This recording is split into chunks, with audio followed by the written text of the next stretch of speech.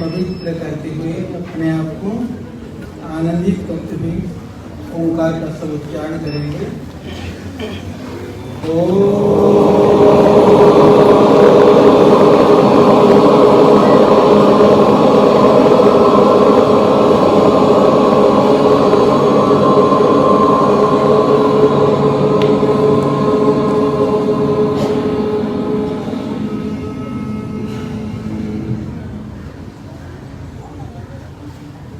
बहुत सुंदर अनुष्ठान यहाँ पर इस पतंजलि के पवित्र जीवनी पर विगत लगभग एक माह से यहाँ पर चल रहा है। 14 तारीख को प्रारंभ हुआ था, आज 14 तारीख, तो एक महीने से भी कुछ थोड़ा ज्यादा हुआ और बहुत भाई बहनों ने इस यज्ञ का आनंद लिया कि वैदिक कर्मों के, वैदिक नियमों के अनुष्ठान से, उनके पालन से जीवन में क्या लाभ होता है, हमको क्या प्राप्त होता है, इसको जानना और पाना हो तो कभी इन कर्मों को करके देख लें, या जहां पर ऐसे अनुष्ठान हो रहे हैं वहां पर थोड़ी देर सच्चे मन से श्रद्धा भक्ति के साथ में, भावना के साथ में बैठ करके देखें तो स्वतः ही अनुभव होने लगेगा। किसी के कहे की, कहीं से सुने की, कहीं से पढ़े हुई बातों को मानने की कोई आवश्यकता नहीं है, बशर्ते कि उसका व्यवहारिक रूप से आपको अनुभव करने का मौका प्राप्त हो जाए। तो यह मौका है, यह अवसर है, इसका बहुत भाई बहनों ने लाभ उठाया और आज हमारे मध्य में हमारे आयुर्वेद महाविद्यालय की हमारी छात्राएं, हमारी बहनें यहाँ पर आई हैं। उनका सुबह से प्रोग्राम चल रहा था, हमने कहा इस प्रोग्राम को यज्ञ के द्वारा और दिव्य बनाए। बाकी हमारी सभी भाई बंधु, विश्वविद्यालय के छात्र छात्राएं और हमारे पूज्य संत वृंद, साथी बहनें और सभी लोग और हमारे कुछ आगंतुक, हमारे अतिथिगण भी, चाहे वो चिकित्सा के रूप में, चाहे वह इस पतंजलि परिसर में सेवाओं के रूप में जुड़े हुए हैं, सभी लोग आए हैं। तो आप सबको भी, क्योंकि जितने देर भी आप यहाँ बैठेंगे आपको अनुभव जरूर होगा। इस दिव्य कार्य को पूरा करने के लिए हमारे परम विद्वान, वैदिक विद्वान आचार्य महावीर जी यहाँ पर हैं। आप पूरी निरंतरता के साथ में इन वेद मंत्रों के अर्थ और व्याख्यान कर रहे हैं। आयु वृद्ध होने पर भी ऊर्जा में कोई कमी नहीं, ऐसे पटेल जी और माता जी लगातार यजमान के रूप में सहभागी हैं और जी के साथ दे रहे हैं। तो इस वेद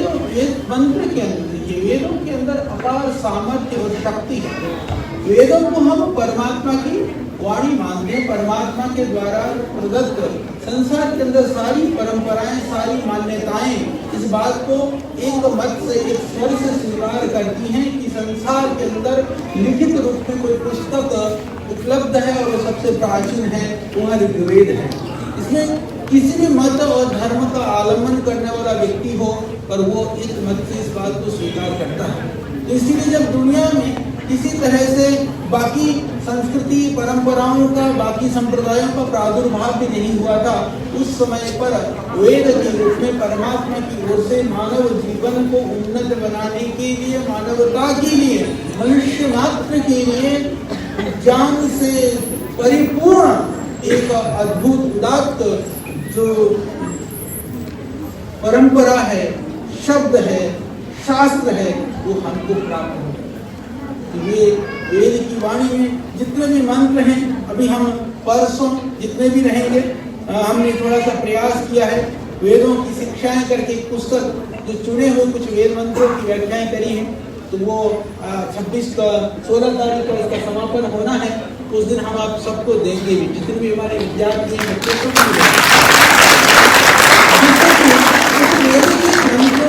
वेदों की ऋचाओं के आनंद का आप लाभ ले सकें। कई बार बार मंत्रों के अर्थ का बोध नहीं होता है तो वो आनंद हम लोग नहीं ले पाते हैं। तो इसमें से जो आज पाठ हो रहा था तो मैं देख रहा था यह हमारी वेदों की शिक्षाओं के पुस्तक के अंदर भी हमने दी हुई है, यह मंत्र दिया हुआ है। यह आपका अथर्ववेद के 20वें कांड के अंदर ये 68वें सूक्त के अंदर में ये मंत्र है, 11वां मंत्र है। आत्वेता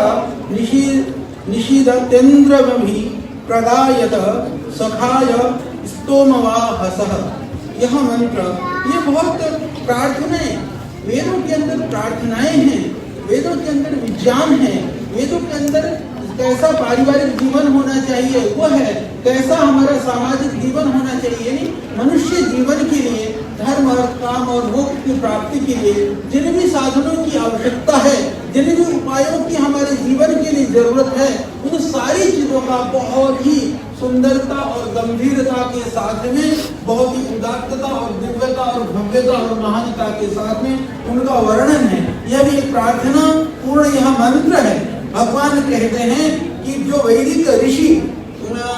दुख से संतृप्त प्राणी के लिए, क्योंकि प्राणी जब जितना ज्यादा दुखी होता है, कोई भी संसार में जब कोई दुखी होता है तो वो क्या करता है, वो दुखी होता है तो अपने दुख को दूर करने के लिए किसी जानकार व्यक्ति के पास जाएगा या अपने से बड़े व्यक्ति के पास जाएगा। जैसे बीमारी है तो वैद्य के पास जाएंगे, यदि कोई समस्या है तो कहीं भाई ओहो ये समस्या तो वो सुलझा सकता है। जब संसार के अंदर कोई ऐसे दुख है जिनको हमको लगता है कि कोई भी सुलझाने वाला नहीं है, कोई भी इसका समाधान नहीं कर सकता है, तो फिर हमको वह परमपिता परमात्मा स्मरण हो आता है। तो परमात्मा ही स्वयं कहता है कि दुखी प्राणियों को देख करके उनको पता है कि अपने हमारे त्रुटियों से, गलती से, दोष से कभी भी हम दुख, पीड़ा, परेशानी से का सामना हमको करना पड़ सकता है। तो परमात्मा स्वयं कहते हैं सखाय, हे मित्रों, सबसे मित्र भाव से व्यवहार करते हुए कि हम सभी परस्पर प्रीति के साथ मुक्ति को सिद्ध करने के लिए, यदि सबसे पहले ये है कि हम यदि किसी भी तरह से अपने अंदर दुख और पीड़ा का हम पीड़ा को महसूस कर रहे हैं तो हम ये सोच लें कि हम किसी के प्रति भी अमैत्री का भाव रखें। हो सकता है कि हमने ईर्ष्या, द्वेष, राग आदि के कारण से हमारे अंदर दुख का कारण हमारे दुख का सामना करना पड़ रहा हो, उसके लिए इस सखाय मित्र भाव के रूप में उसको मित्र भाव की प्राप्ति के लिए हम क्या करें, स्तोमवाहसः, कि जिनको प्रभु की स्तुतियों का समूह प्राप्त करने होते हैं, ऐसे यानी जितने भी परमात्मा का आह्वान करने वाले एक समान के उपासक, यानी जब हमको कोई समस्या होती है तो हम समान विचारधारा के लोगों को ढूंढते हैं। इसी तरह से यह संसार आस्तिक और परमात्मा के प्रति निष्ठा रखने वाले बन जाएं तो फिर हम स्तवन करते हुए, परमात्मा की स्तुति उपासना करते हुए और उनका इस तरह की उपासना करने वाले लोग भी नेतृत्व की क्षमता से परिपूर्ण हो, ऐसे स्तोत्रों को धारण करते हुए प्रशंसनीय गुणों से युक्त ऐसे व्यक्ति आनिशीदतः हम सब मुक्ति प्राप्ति के लिए मिलकर के बैठे, यानी एक विचारधारा के लोगों और एक दिव्य कार्य के लिए बैठते हैं। तो इससे निश्चित होकर के नम्रता पूर्वक जब परमात्मा की शरण में उपस्थित होकर के उपासना के लिए या राष्ट्र उत्थान के लिए, जिन भी कार्य के लिए विद्वज्जन या एक समान विचारधारा के लोग आकर के बैठते हैं तो उससे परमेश्वर, उस पर इंद्रम परम ऐश्वर्यवान परमात्मा जो है वह हमको सुख प्रदान करते हुए और हमारा अभिप्रायता, हमारी जो कीर्तन गुणगान को जो हमने स्तुति करी हुई है उनको सुन करके जितना भी जो पीड़ा है या जो जीवन का जो संग्राम है, जीवन की जो विषमता है, कटुता है, उससे हमको बाहर निकालेगा, हमको विजय प्राप्त कराएगा। इस तरह से हम परमात्मा की स्तुति करते हुए विनम्रता से पूजन करते रहें तो आइंदा पुनः सब सुखों को चारों ओर से प्राप्त कर रहे हैं। यह एक बड़ी बात है जब हम संसार के सब ओर से चित्त को हटा करके उस परम पिता परमात्मा की गुणगान करेंगे, वह प्रभु हमारी स्तुति से निश्चित रूप से जो हमारी पात्रता है, जो हमारी योग्यता है, जो हमारा सामर्थ्य है, उसके अनुसार हमें सुख और आनंद की तो प्राप्ति कराएगा ही, और साथ ही यह भी समझने की बात है परमात्मा ही हमको पात्र भी बनाएगा। परमात्मा की उपासना से दो लाभ होते हैं, यदि हम पात्र नहीं हैं तो पात्र बनते हैं, यदि पात्र हैं तो परमात्मा जी हमको वह जो हमारी पात्रता के अनुसार जो हमारी शुभ मनोकामनाएं हैं वो परमात्मा पूरी करता है।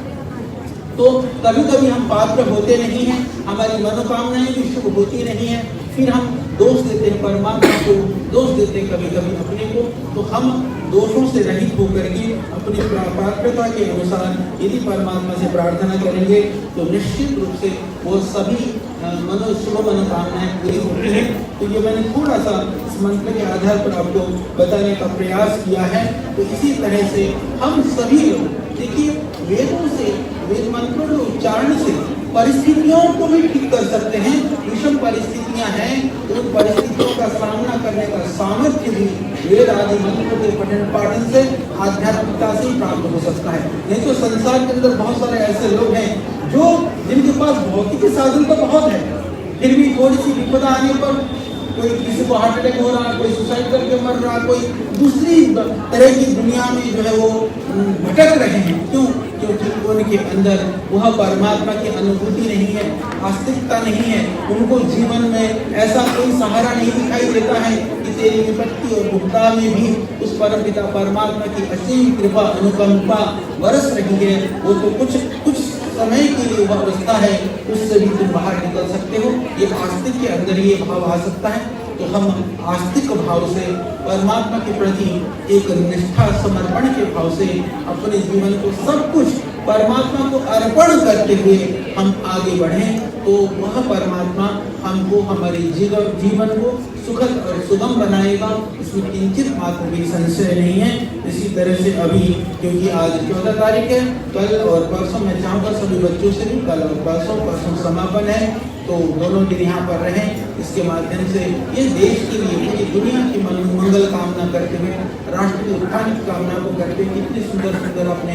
भजनों को सुना, कितनी सुंदर सुंदर स्तुतियों को सुना, प्रार्थनाओं को सुना, राष्ट्र के लिए जो विशेषानंद से लेकर के उनकी परंपरा के जो जिन वीरों ने, शहीदों ने, क्रांतिकारियों ने, महापुरुषों ने योगदान दिया उसको आपने जाना। तो पुनः आप सबको इस आनंद के लिए परमात्मा से प्रार्थना करते हुए मैं अपनी वाणी को विराम देता हूँ।